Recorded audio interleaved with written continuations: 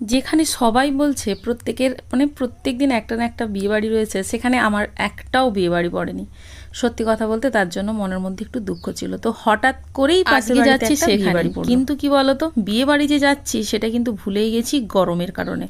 আলমারি খুলে সব থেকে হালকা পাতলা যেই শাড়িটা রয়েছে সেটাই বের করে পরেছি। আর এই যে চলে এসেছি বরের সাথে বিয়ে বাড়িতে। এখানে যে মেনুগুলো ছিল মোটামুটি ভালোই ছিল, যদিও গরমের জন্য আমি সেরকমভাবে কোনো কিছু খেতেই পারিনি। আর তোমরা তো জানো কীরকম গরম পড়েছে, তো জাস্ট আমি একটাই জিনিস নিয়েছিলাম, সেটা হচ্ছে এই যে ফ্রুট রাইস। আমি নাম দিয়েছি ফ্রুট রাইস, তার কারণ আগে ছিল ভেজিটেবল ফ্রাইড রাইস, এখন দেখি এর মধ্যে ফ্রুটস দিচ্ছে।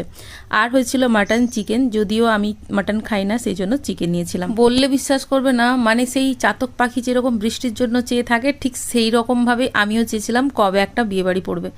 কিন্তু যদিও বা পড়লো, তাও শরীরের এমন হাল খারাপ যে মানে কি বলবো, জাস্ট গিয়ে খাওয়া দাওয়া করে সঙ্গে সঙ্গে চলে এসেছি এই রকম ধরনের একটা